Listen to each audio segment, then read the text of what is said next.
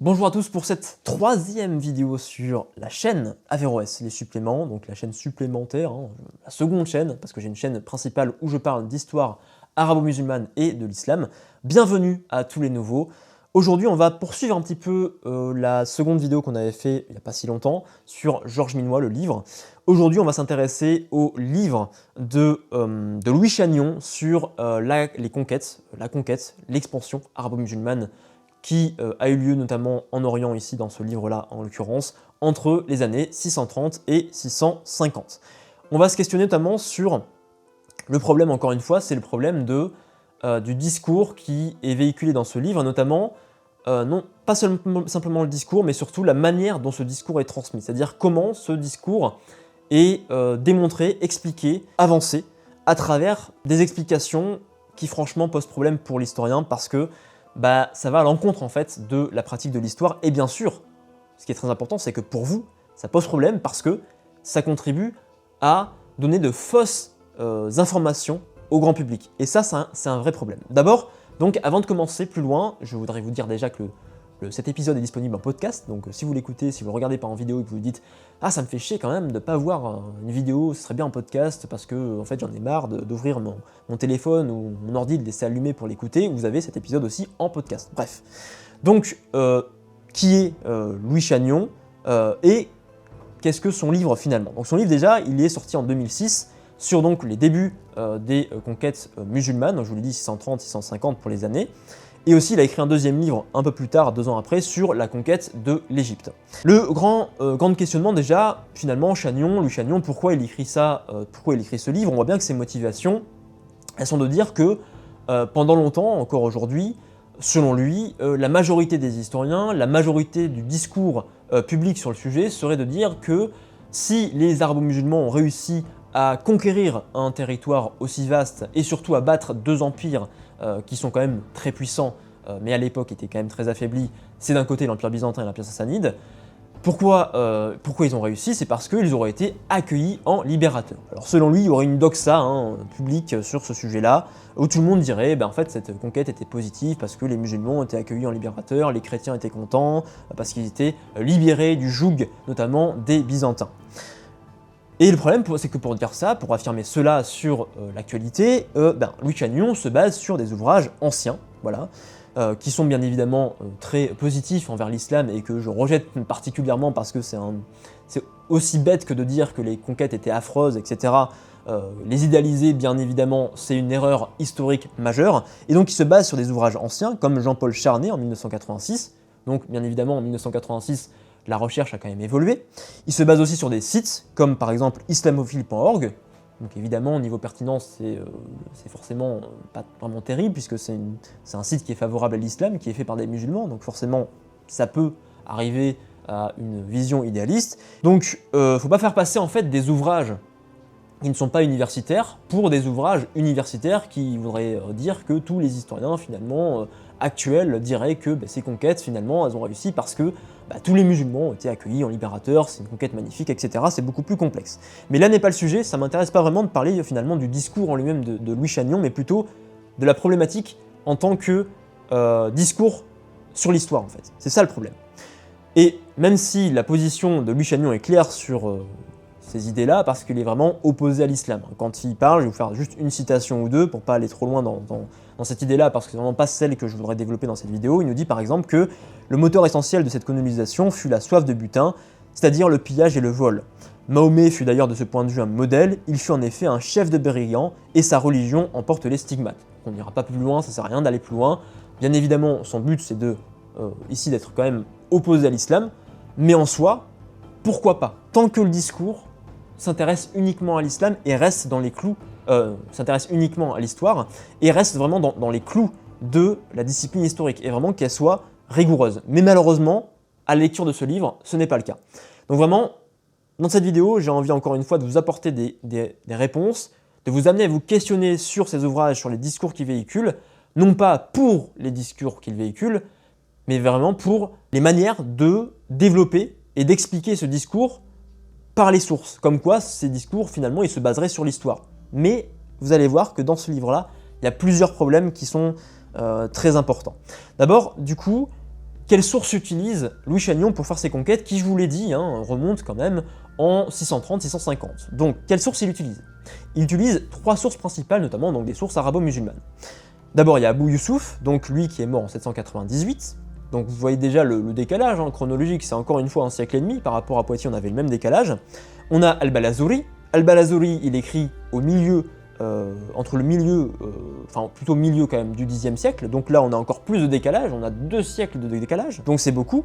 Et on a aussi Tabari, donc lui qui écrit entre la fin du 9e, début 10e siècle, donc là on a 2 siècles et demi à environ de décalage. Donc là c'est quand même, niveau décalage, on a quand même beaucoup de décalage historique et beaucoup d'œuvres donc qui sont postérieures au phénomène des conquêtes. Donc finalement déjà, comment prendre ces sources telles quelles, sans les critiquer, sur des événements aussi anciens, par rapport à leur contexte d'écriture. Premier point. Donc la méthode déjà elle pose question. Parce que je vous l'ai dit, on a le problème de sources, donc le problème déjà de leur datation, c'est un premier problème, mais c'est pas le seul problème, comme on verra plus tard. Et je vous rappelle aussi que dans chaque vidéo, vous avez un PDF qui vous rappelle, qui vous récapitule les points majeurs de cette vidéo, mais qui va aussi plus loin dans les éléments à connaître sur ces questions-là. Et pour le télécharger, c'est le premier lien dans la description, et bien évidemment, c'est gratuit, il faut simplement me transmettre votre mail. Donc, quel problème ces sources nous révèlent? Quels sont les problèmes de ces sources qu'utilise Louis Chagnon? D'abord, on l'a dit, c'est des sources tardives, on ne va pas rentrer dans le détail, on va juste parler d'Abou Youssouf par exemple. Abou Youssouf, en plus, il écrit dans un contexte particulier, qui est donc celui de la fin du 8e siècle. On est sous le calife abbasside Haroun al-Rachid, et le but d'Haroun al-Rachid à cette époque-là, c'est de créer une doctrine officielle concernant le djihad. Et Abou Youssouf, il va écrire son Kitab al-Kharaj, donc le livre de l'impôt.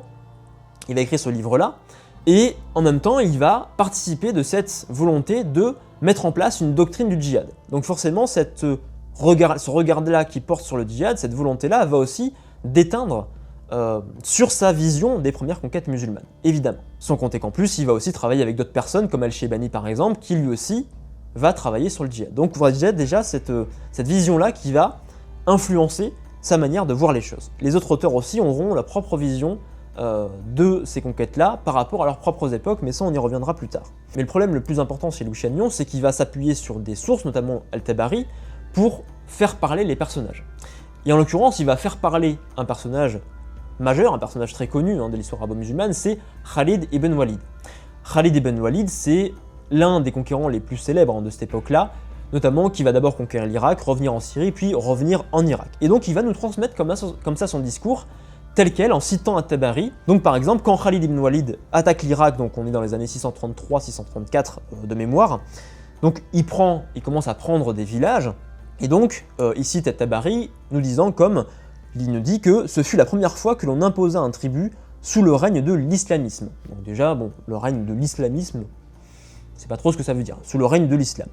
Ok, donc il arrive, Khalid ibn Walid, près d'une ville, où finalement il va demander de faire reddition au gouverneur de la localité en question.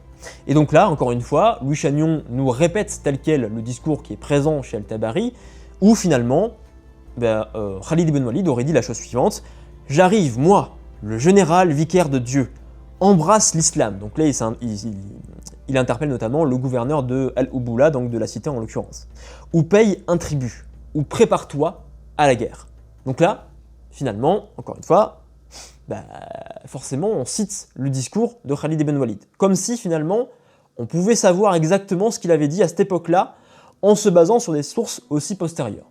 Mais il va encore continuer cette démarche-là, Louis Chagnon, dans tout son livre d'ailleurs, où finalement, il va nous décrire une bataille, la bataille de Salassil, la bataille des chênes, où finalement, il nous dit que la bataille commença par un duel entre Hormuz et Khalid, donc Hormuz étant le gouverneur d'Al-Ubula, enfin le chef d'Al-Ubula.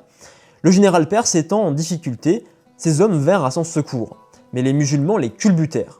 Khalid trancha la tête d'Hormuz et la jeta au milieu des Perses qui s'enfuirent vaincus.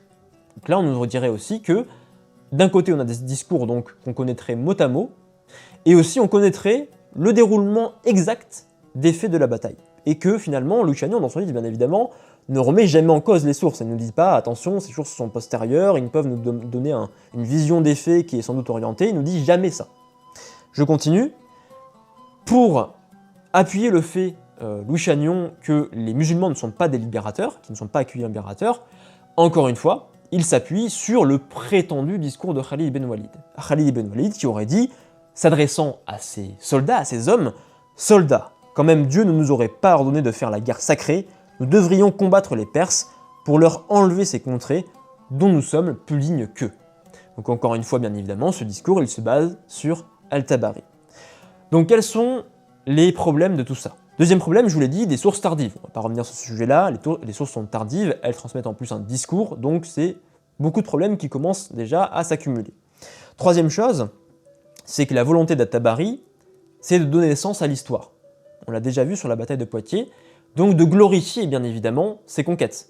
Pour glorifier ses conquêtes, il doit présenter bien évidemment le déroulement des conquêtes, le déroulement des batailles, il doit nous présenter aussi des discours, comme on le ferait aujourd'hui par exemple pour, je sais pas, pour un roman historique, bah, on ferait discourir les personnages principaux en faisant des grandes envolées lyriques par rapport à des discours face à leurs hommes, face à leurs soldats, comme c'est le cas ici finalement.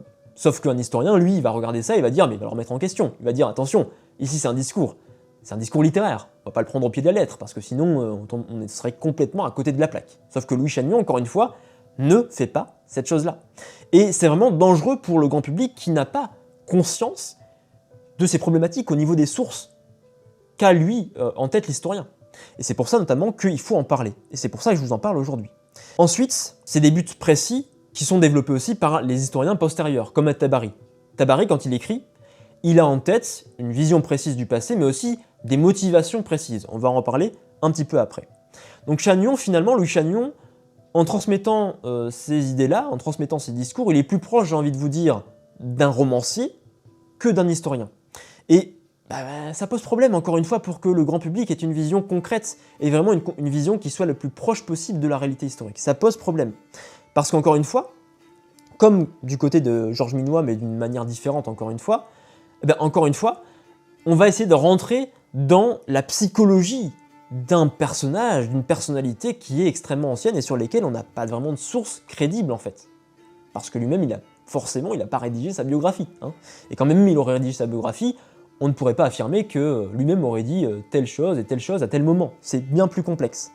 Donc quel but ici, pour Louis Chagnon? On pourrait se demander s'il a voulu instrumentaliser les sources. On peut quand même se le demander. Est-ce qu'il a vraiment cette démarche d'historien en se disant que moi je peux critiquer les sources, ou est-ce que naïvement il a pris ces sources-là et il a finalement que cité les sources qui pensaient être la vérité? On pourrait quand même en douter. Et surtout, le plus important, c'est qu'on n'a pas besoin de nous dire que les guerres ont été violentes pour savoir qu'une guerre est violente. Une guerre, par nature, est violente. L'expansion arabo-musulmane du 7e siècle a été violente. Une guerre ne peut pas être pacifique. Hein, vous comprenez bien que là, il y a un petit problème qui se pose quand même. C'est assez contradictoire. Hein. Guerre, paix, c'est assez contradictoire. Donc évidemment, le cours de l'histoire n'est pas un cours binaire. Ce n'est pas juste noir-blanc. Il y a eu des violences, il y a eu des choses aussi, ils ont parfois été accueillis, bien évidemment, je dirais pas en libérateurs, mais en tout cas, leur présence n'était pas considérée comme plus négative que celle des Byzantins, voire même parfois plus positive que celle des Byzantins. Donc, voilà, encore une fois, l'histoire est beaucoup plus complexe. Rappelez aussi que parfois, les arabo-musulmans étaient aussi aidés par les populations locales, des chrétiens par exemple, déjà des arabes, il existait aussi des arabes chrétiens, et donc des chrétiens en Égypte notamment, par exemple, ont pu aider les arabo-musulmans à poursuivre leur conquête. Donc encore une fois, l'histoire n'est pas binaire, elle n'est pas binaire, elle n'est pas simple, elle n'est pas simpliste. On ne peut pas la simplifier comme ça. Deuxième étape, l'enseignement que je voudrais que vous reteniez, c'est vraiment qu'il ne faut pas se fier au discours. Quand on vous cite un discours de Khalid ibn Walid disant « Soldats, nous sommes là pour Dieu, nous sommes prêts à conquérir ces terres qui nous appartiennent depuis toujours, nous sommes des musulmans... » Ok, c'est un discours. C'est un discours, c'est très beau sur le plan littéraire, c'est parfait, mais c'est un discours. En tant qu'historien, vous ne pourrez jamais, en fait, dans l'histoire, savoir mot à mot ce qu'a dit quelqu'un. Enfin, en tout cas, pour des périodes aussi anciennes que ça.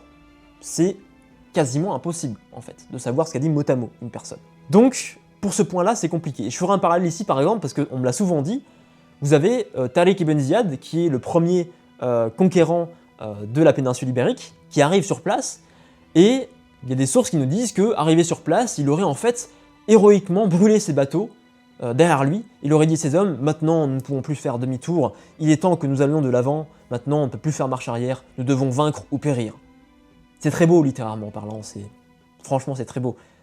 Mais encore une fois, sur le plan historique, ça tient pas une seule seconde, ça tient pas une seule seconde en fait. Vraiment en avoir conscience. C'est très beau, mais vraiment mettez ça de côté. C'est pas de l'histoire, c'est des sources déjà très postérieures, je crois que c'est une source du 10e ou du 11e siècle qui nous dit ça, donc là encore il y a quasiment 3 ou 4 siècles d'écart, pour le cas de Tariq ibn Ziyad, et donc on ne peut pas prêter foi complètement à ces discours-là. Sauf qu'encore une fois, Louis Chagnon ne nous le dit pas, il s'en sert pour faire passer son message. Et je pense que même si vous n'êtes pas forcément opposé à l'islam aujourd'hui, même si vous êtes opposé, j'en sais rien, en fait, vous êtes perméable à ça. Vous pouvez être influencé par rapport à ça, parce que si vous n'avez pas cette idée, cette importance en tête de pourquoi les sources sont importantes, pourquoi finalement les sources sont avant tout des discours, si vous n'avez pas ça en tête, vous pouvez vous faire influencer par ces discours-là, qui encore une fois ne se basent pas sur des méthodes historiennes. Troisième étape, c'est le point de vue des sources. Donc je vous l'ai dit, les sources, c'est des sources a posteriori. D'abord les sources, on en a parlé ici dans la vidéo sur Poitiers, je vous invite à y aller, mais surtout on va en reparler dans le PDF, c'est une vision qui est avant tout religieuse, parce qu'ils nous décrivent ces conquêtes-là comme des conquêtes qu'on appelle de fath. Le fath, c'est en fait, on traduit parfois par victoire, mais en fait, les auteurs de ces époques-là, postérieures encore une fois, disent que ce sont des ouvertures, c'est-à-dire que ce ne sont pas forcément les combattants musulmans qui ont conquis ces terres-là, mais que ces territoires se sont ouverts à Dieu, ouverts à l'islam, et que finalement l'acteur principal de ces conquêtes, c'est Dieu. Ce qui pose bien évidemment question quand on repense les conquêtes sous le prisme de la religion. Si aujourd'hui on ne sait pas mettre un peu de distance par rapport à ça, on se dirait « Ah ben voilà, les premiers arabo-musulmans, en fait ils ont fait ces conquêtes parce qu'ils étaient poussés par la religion. » Sans doute en partie, mais peut-être pas majoritairement. Faut pas se laisser avoir comme ça par les sources, être naïf. Et puis le deuxième point qui est important pour les sources tardives, c'est de conformer le passé au présent. Et là notamment, je vais m'appuyer sur At-Tabari, qui, je vous l'ai dit, écrit entre la fin du 9e et le début du 10e siècle. Lui, il écrit à une époque où c'est très compliqué pour lui. Très compliqué même pour les musulmans en général. Pourquoi? Parce que, en fait, l'histoire arabo-musulmane, l'histoire de l'islam tout simplement, elle est vue comme un éternel déclin, en fait. Avec une époque idéale, qui est celle du prophète Muhammad, et au moins d'une partie du règne des califes qu'on appelle les califes bien guidés, les califes Rashidoun, donc qui part de 632 à 661. Et cette période-là est tout particulièrement vue comme positive. Et ensuite, petit à petit, un déclin au fur et à mesure des siècles. Et encore une fois, si ça vous intéresse, on en parle, on décrit un petit peu tout ça dans le PDF qui est disponible en premier lien dans la description. Bien évidemment, c'est gratuit, il faut simplement me transmettre votre mail.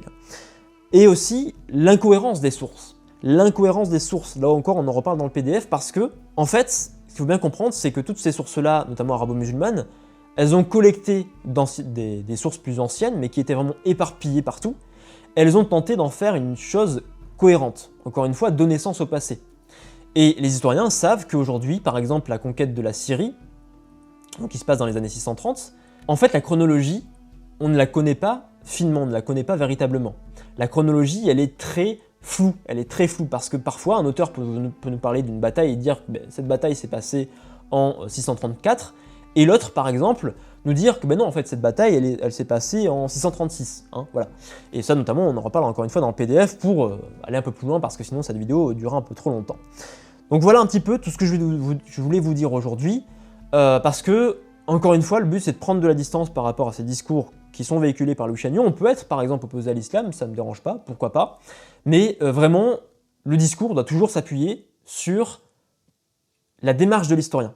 Une démarche sérieuse, une démarche qui prend de la distance par rapport aux sources, qui cite ses sources et qui en fait la critique, ce qui n'est absolument pas le cas dans le livre de Louis Chagnon, malheureusement. Donc dans le PDF, si vous voulez aller plus loin, je vous invite vivement à aller plus loin parce que vous aurez vraiment un contenu qui est complet, parce que c'est un PDF de quasiment une vingtaine de pages. On va voir d'abord pourquoi il faut prendre de la distance vis-à-vis des sources, on va aller encore plus loin que ce que j'ai pu faire dans la vidéo. On va faire un petit topo sur les conquêtes, sur leur déroulement, sur aussi les raisons qui auraient pu pousser les musulmans à réaliser toutes ces conquêtes, qu'ils ont menées quand même de l'Orient, on pourrait dire de l'Iran, vers même les confins de l'Iran, jusque dans la péninsule ibérique. Qu'est-ce qui les a menés jusque-là? Quelles sont les raisons de ces conquêtes? On va se focaliser bien évidemment sur les sources. On va adresser un panorama des sources disponibles sur le sujet.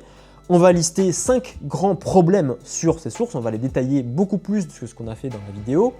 On va aussi voir très rapidement qu'on a aussi des sources non musulmanes, donc des sources notamment latines, syriaques.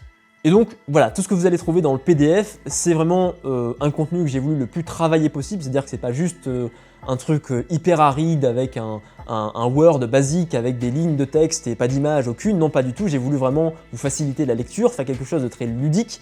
Donc tout ça c'est dans le premier lien dans la description. Si vous avez des questions, vous pouvez me les poser sous cette vidéo. Vous pouvez aussi me rejoindre mon canal Telegram où vous pouvez poser toutes vos questions et en plus je peux vous parler par des audios, par des textes, par l'image, je peux vous présenter plus de choses, même vous tenir au courant des projets qui vont arriver. Donc si vous voulez vous inscrire à ce groupe Telegram, c'est le deuxième lien dans la description. Et puis aussi cette vidéo est disponible en podcast. Et d'ailleurs, ceux qui écoutent le podcast, je vous invite, n'hésitez pas à mettre une petite note à ce podcast parce que ça permet au podcast de se référencer. Donc sur ce, on se dit à la prochaine. Et comme toujours, bien évidemment, n'hésitez pas à poser vos questions, bien sûr, en bas de la vidéo. Et comme toujours, bien évidemment, je vous dis à la prochaine et portez-vous bien.